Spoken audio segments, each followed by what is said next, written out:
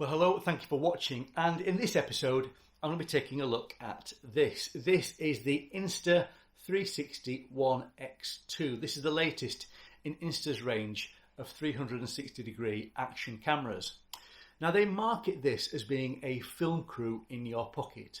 So in this episode I'm going to be unboxing this, taking a look at what's inside here. I'm going to take it out and put it through its paces and see how easy this really is to use, and help you decide if this is the camera that you really should buy next. Let's get started.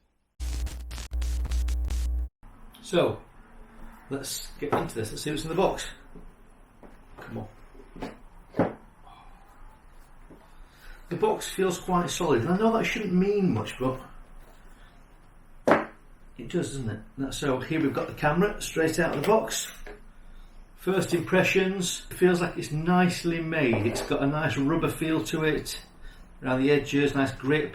Is that going to leave fingerprints all over it? Not so much.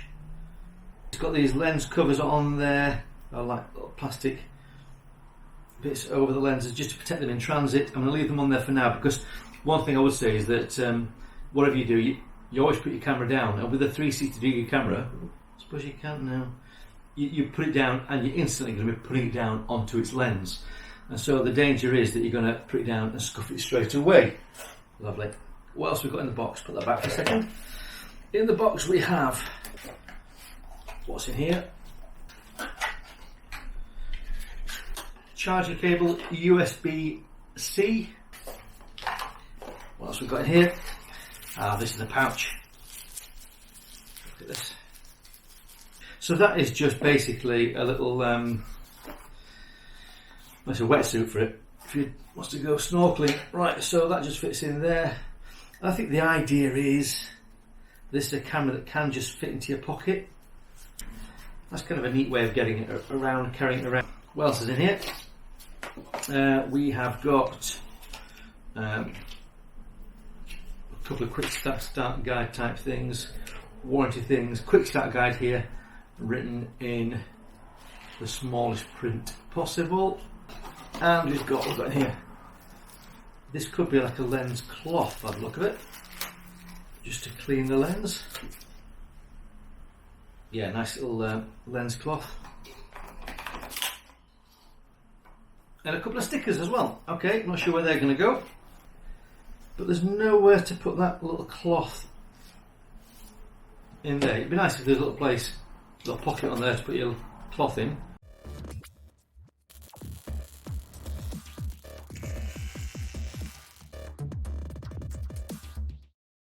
So here it is. Here is the camera. I've been so looking forward to getting my hands on this and having a play with it, because I have used 360 degree cameras in the past. This is the Insta 361, the first version of the 360 camera they brought out. So I can really see the value of a 360 degree camera, particularly if you're out there filming action or sporting activities. Really, you can get shots that you can't get in any other way. If you're like me, you want a camera that you can just take out of your pocket and you can press go with the confidence you're going to get a good image. So I'm going to look at the pros and the cons with this. So let's start with the pros. What are the things that I really like?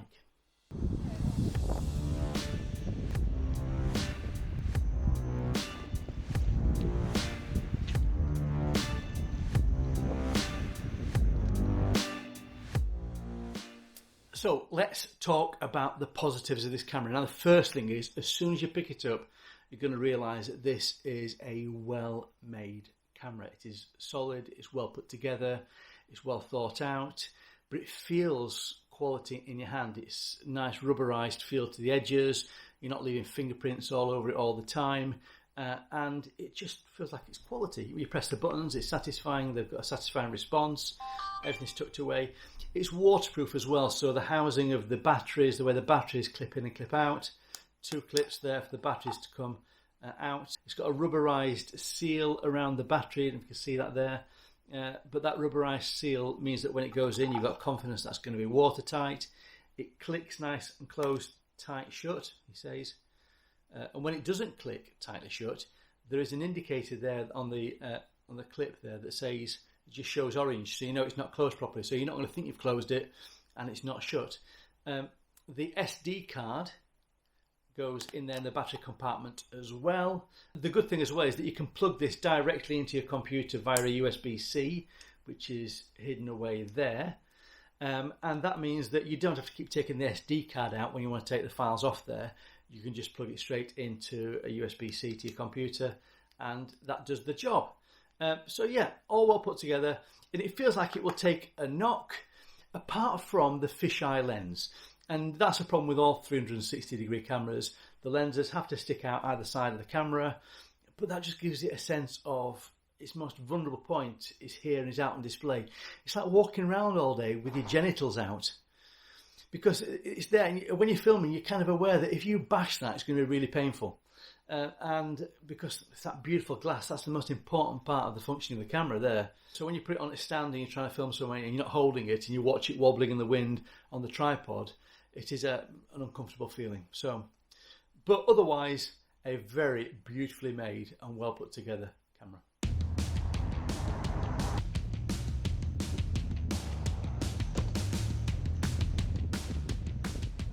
Let's talk about the picture quality. Now, as I said, amateur filmmaker here. All the settings I've used so far have been on the manual or the auto settings. You can adjust the ISO and the white balance and those kind of things, but I'm just using this on its out-of-the-box factory settings. And the picture quality is very good. It shoots up to 5.7K, 30 frames per second, and that is good enough to give you some really good results. Certainly I've been very pleased with the footage that I've got so far. And when you think about it, this camera is doing an awful lot at any one time. It's sorting out all those things like the white balance and the ISO and all the light adjustments and the sound, and it's self-stabilizing, and it's got gyroscopes. And it's not just doing that in one direction. This is capturing images everywhere all at once. So it's capturing the light from over there, and it's focusing that way, and it's capturing light from this way. It's pointing right at the sun over there. And it's balancing all that and making sure that you've got an image that is stable and makes sense. I mean, how does it do that? But it does it all incredibly well. Certainly in bright light and outdoor conditions, it's given me very good results. When you get to night time or low light levels, it can get a bit grainy. There's a bit more noise in the image. And the colours can be a little bit flat when you get into a low light situation. But in bright light and for action shots, this has given some very, very good results. And even when you crop in and zoom in, as long as you're not zooming in to its max, then it does degrade the picture a bit. But when you're cropping in and zooming in afterwards in post, the image doesn't degrade massively. And you need to do a bit of that cropping in to get rid of the warping of the lens. More of that later. But the quality of the pictures and the quality of the footage so far, I think is excellent. The sound as well, I have to say, remarkably impressed with the sound. This has got 4 speakers. It's got one just below the camera, one either side at the top there and below the camera there. So it's got 4 cameras. So it's capturing sound from all around, and it's got the feature in there to have wind resistance or 360 degree capture. But using it sensibly seems to work well. This clip shows you what I mean. But just check what the audio's like. Now I'm wondering if it's 360 audio, but it's picking up lots of wind noise. I've put it on the wind reduction setting, so this is just a test to see what it sounds like. So now I've got it onto the wide angle mode rather than 360, so it's not filming all around me, it's only filming me. And I'm assuming, making a dangerous assumption, that means the microphone that's being used is the one that's looking at me now. If that's the case, then I'm hoping that the wind reduction, so going into the wind, the microphone's picking up all that buffering of wind, hopefully that will be much greatly reduced because I've got it pointed in one direction, if that makes sense.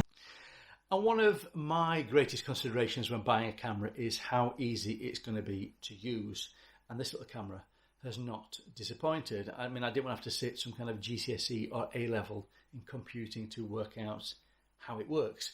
This is so easy. In fact, it's got a 1-button feature where you can set it up in the menus to accept 1-button function. And then you just take it out of its sleeve, you press the shutter button there, and it will turn on and it will start recording. I mean, how easy is that? What it's doing is it's remembering the settings as you had them last time, and it's just starting to record. So simple, so basic, so straightforward. And then you press 1 button to stop recording. Simple as that. Now, the addition of a screen on this is a major step up. Now, in the previous camera I had was the first generation. There was no screen at all, no speakers, nothing like that. You had to connect it to your app to make it work. The previous version of this, the previous camera, it had a touch screen on there, a control screen, but it didn't have anything else. It was a button function, up and down kind of function. The addition of a touch screen means that you can access all the menus that you need to. For the most part, there are some more complex ones available in the app, but everything you need to do in terms of changing this from the 360 to the very capable wide angle lens with the stabilization, changing the standard functions to time lapse, time shift, bullet time, all those kind of things, and accessing scrolling through menus and basic settings is all here on a touchscreen. And although it's small, as long as you've got little piano fingers like I've got, it's okay. If you've got big sausage fingers, you might be in trouble. But I've never had a problem with this. It's always been responsive. It does take a bit of getting used to what all the little things mean, and you press it one place and you get one response. You think you've pressed it in the same place and something else happens.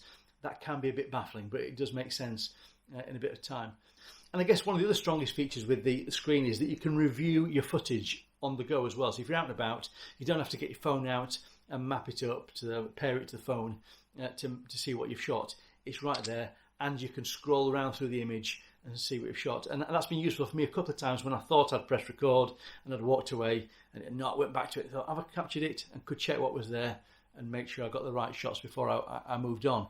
Nothing more than frustrating than getting home and realise you've not captured what you wanted to.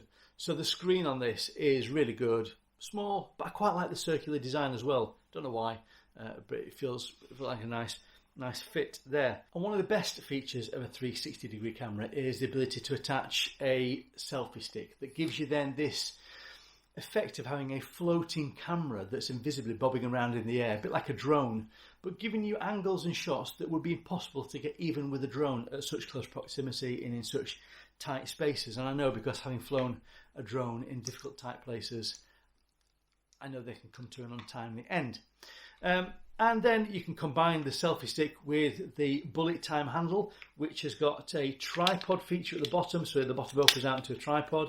So you can mount the selfie stick on the top there, and then put the camera on the top, and then you can film 360 degrees, and in the post edit you can then decide what you're looking at and frame it as you like.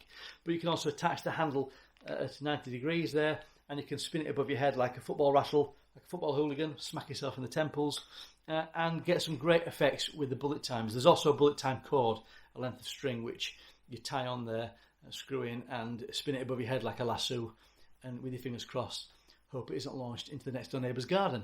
But some great special effects you can use with the time shift and with the bullet time and with the time lapse.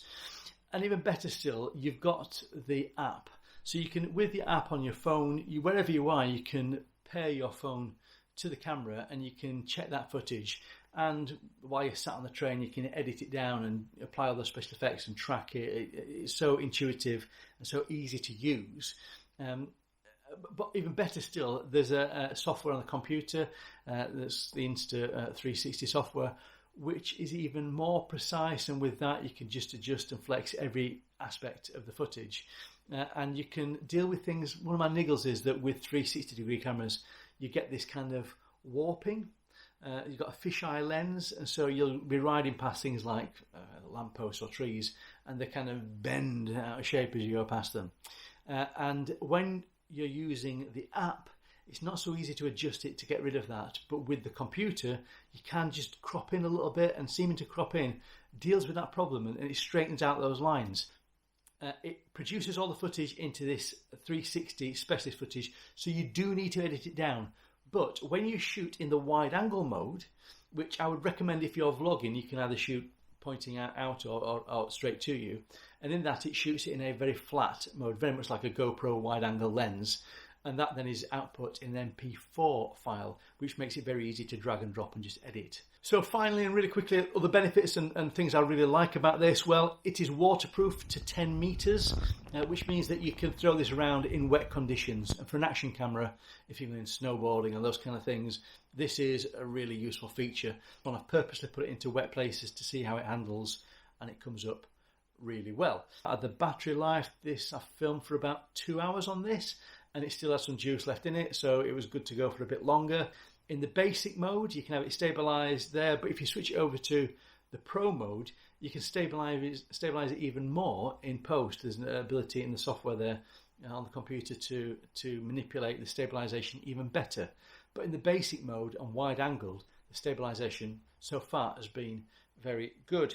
So all in all, the positives are really, really positive. But there are a few things that I've got little bits of niggles with. So here are the things that are my few minor gripes.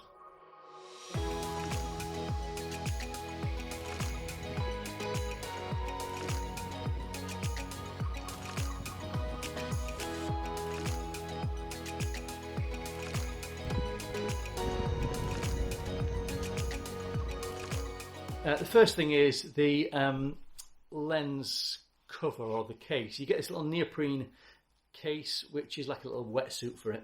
You want to keep your lenses covered as much as you can. So even when you're setting up and going through all the features before you record, it'd be great to have those lenses covered. So if it's on the tripod or something, if you're meddling with it, pressing it, and it falls over, you're in trouble. You want to have the lenses covered.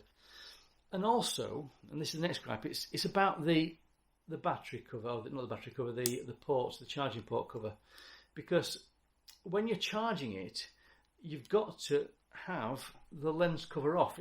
The cable doesn't go in with that on. So when you're charging it, it means that it's just a bit awkward, really. You've got to do a little hat on it. So I don't know why the charging port is there when you need them to, just a bit annoying faff. I'm also not a fan of this bit of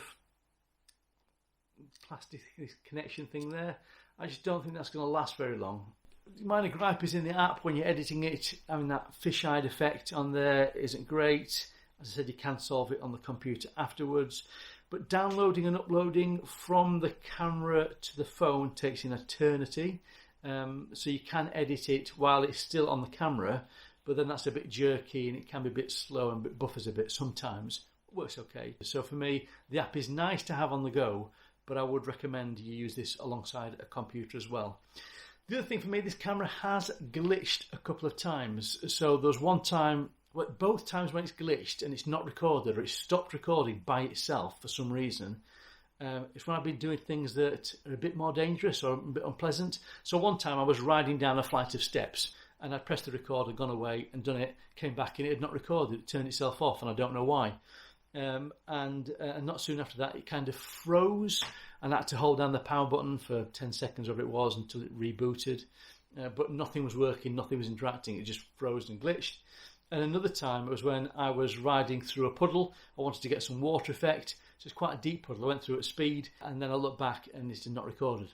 So I had to go back, regrettably, and do both down the steps and through the puddle a couple of times. The picture quality, I say, is good, but that's in good light. In low light, it does appear to get quite grainy and quite noisy. The only things that are different that I can see from the previous camera is that it's now got a touchscreen and it's waterproof. And so for me, if I was an owner of the previous generation to this, I'm not sure if I'd be convinced of spending £420, whatever it is, to buy a new one.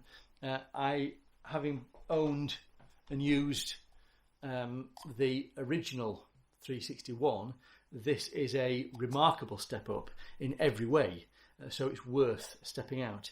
But all the same, this is a very impressive camera that's making me smile from ear to ear and making me look forward to going out the next time to see what I can do and how I can make my shots more interesting. So let's sum up, shall we? So, in summary, all I can say is that I have been absolutely thrilled to bits with this amazing little camera. It has not disappointed me in any way. It also has left me with a big grin on my face because I'm doing things with this camera that would otherwise be impossible. Will it replace all the cameras in my bag? It probably could. It does a great wide angle. It does a great version of the old kind of GoPro stuff. Very reasonable. It does fantastic 360. It does great, action shots in terms of bullet time and those kind of time shifts and those kind of things. The features, the way you can manipulate it in post or in the app. It's a really good camera. So what I'm going to do is I'm going to take this out, and for maybe my next video, I'm going to film it just entirely with this, with no secondary cameras, with no other kind of, other help or assistance anyway. I'm just going to use this and see if I can make it look like an interesting bit of footage, and an interesting vlog, see how it works with audio and those kind of things. So all I can say is, yeah, for me, well worth the money. And this is a camera that is going to give you a huge amount of use and enjoyment. So practical, versatile, easy to use, and you don't need to be a scientist or a boffin to make it work. It will do all the hard work for you. So for me, it's 5 out of 5. Big fat thumbs up, smashing the grin on my face. It's just winner chicken dinner. So there you are. I hope you've enjoyed that. I hope it's been of some use to you. I'd be interested to know if you watch this because you're interested in the camera or interested in the unicycles, or what your interest is. But if you have enjoyed it, give me a thumbs up, a like and a subscribe. Other reviews to follow. I will be checking out the other accessories for this as well, so tune back in and find out more about that. And yeah, stay safe, and I'll see you next time on Wheel Life. Thank you.